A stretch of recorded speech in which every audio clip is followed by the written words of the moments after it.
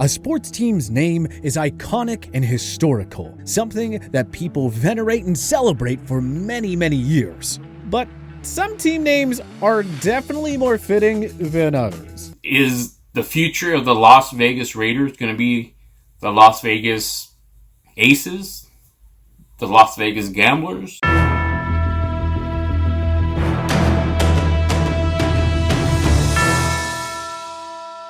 Team names have been a fixture in American professional sports for over a century now, dating all the way back to the turn of the 20th century when MLB teams first started to cling on to the concept. And over the years, we've seen plenty of franchise nicknames come and go. But what is really interesting is some of the names that have stuck, even though they really make no sense when you consider the city that they're supposed to be representing. So, let's take a look at 10 NFL teams whose names horribly represent the city they play in.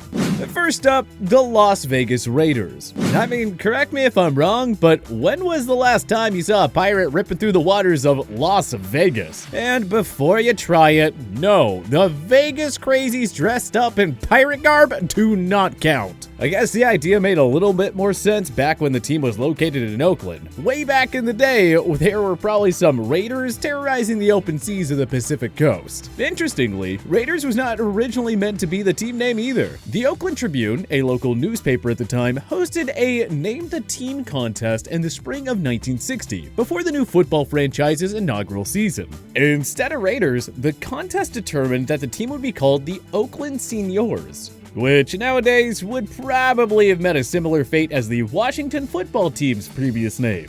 It wasn't just the large Hispanic population in the Bay Area that allegedly inspired the original name either. Apparently, Shed Soda, one of the original partners for the team, was well known for calling all of his acquaintances Senor, which led people to believe that the contest was fixed. The resulting backlash led the team to backpedal on its original name, and thus the Raiders were born. How were they supposed to know the team was going to be uprooted and moved to the middle of the desert where a pirate or raider wouldn't dare to venture to? I think they should just shift towards something more fitting, like the Vegas Gamblers or the Degenerates. The Arizona Cardinals are another old-timey franchise whose name really doesn't make a lick of sense when you start to think about it. When was the last time you were taking a stroll through downtown Glendale and saw a cardinal fly overhead or land in a nearby tree? Pretty much, well, never. That being said, you might be surprised to know that there are actually some cardinals out in Arizona, but they are extremely rare. Also, they're a different kind of cardinal than you might expect.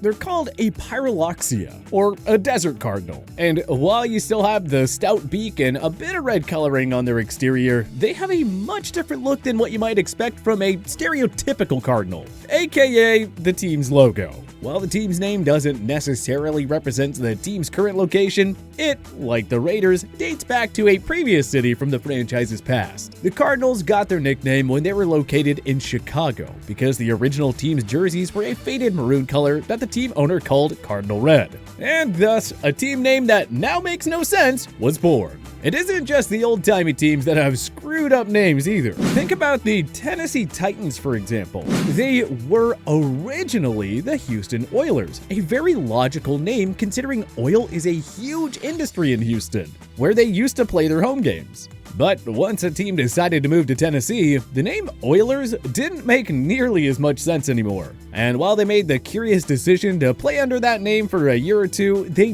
did finally wise up and change their name ahead of the 1999 season. According to the team's owner, Bud Adams, they decided to change the name because they, quote, wanted a new nickname to reflect strength, leadership, and other hero-like qualities. Titans come from early Greek mythology, and the fact that Nashville is known as the Athens of the South makes the Titans name very appropriate. Yeah, but I don't know about that one. It really sounds like you're reaching there, let's be honest. It would have made way more sense just to choose a name that actually fit the city, like the Outlaws or something to do with music. I don't know, anything but the Titans. And how about the Jacksonville Jaguars? Come on, Jacksonville, you were founded in 1995. You have no excuse for a nonsensical name. I get that you have the whole cutesy alliteration thing going on, but seriously, there hasn't even been a single recorded sighting of an actual jaguar down there.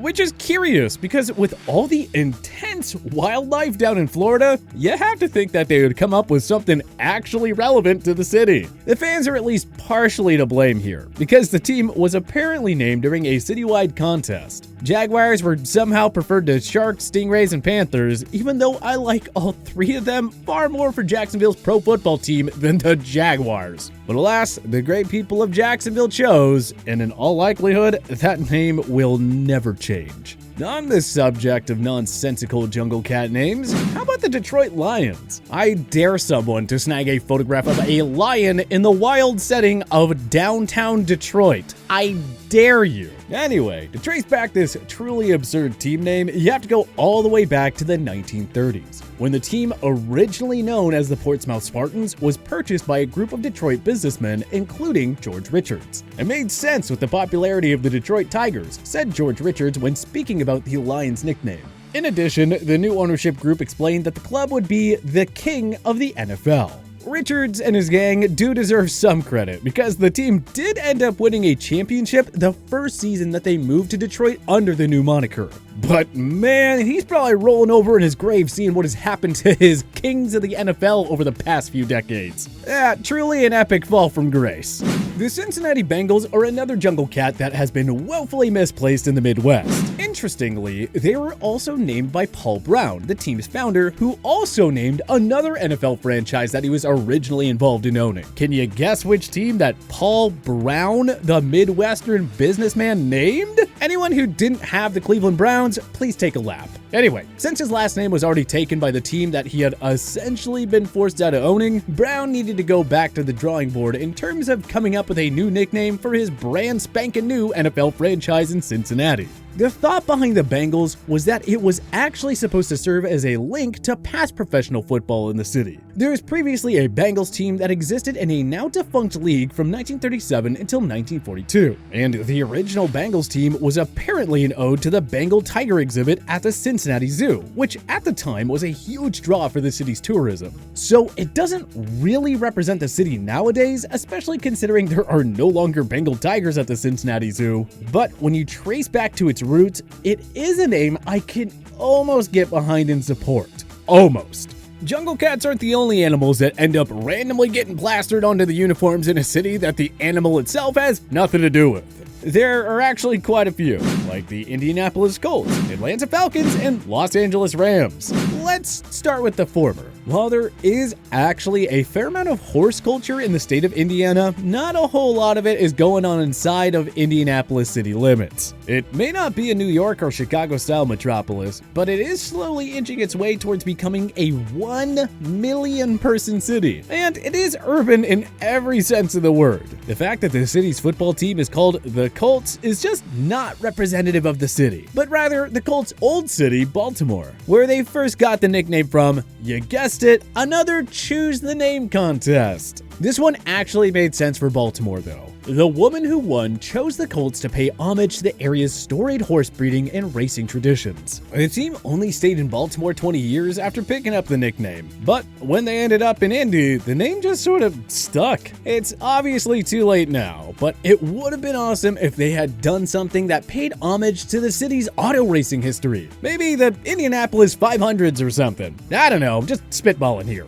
The Falcons, like the Colts when they were in Baltimore, got their name from a publicity stunt in the form of a naming contest that the team's owner, Rankin M. Smith, held as his first order of business after being awarded the franchise. Apparently, the name Falcons appeared on a number of entries, but the winner was a school teacher from Georgia who was campaigning on behalf of the name because the bird is proud and dignified with great courage and fight. Honestly, don't hate the line of thinking here. Shout out to this random school teacher from rural Georgia for making such a compelling argument. While it pains me to do so, I must point out that just because the bird represents all those things does not mean that it necessarily represents the city. It is admittedly low-hanging fruit, but there was nothing proud nor dignified about blowing a 28-3 lead in the Super Bowl. Okay, sorry Falcons fans, back to our regularly scheduled programming. There is a small Falcon population that perch in high places around Georgia, but very rarely do you ever see them enter the busy city streets of the Atlanta metro area. That is not too dissimilar from the situation that we have now going on in Los Angeles with the Rams, the team that can't quite seem to figure out where its home is. Because while there are some Rams in California, I would bet my last dollar that you won't see any of them trotting around the City of Angels with Hollywood's elites. And when you look at the etymology of the team name, it somehow makes even less sense. The Rams franchise name dates all the way back to 1936, when the Cleveland Rams were founded by an area attorney, Homer Marshman.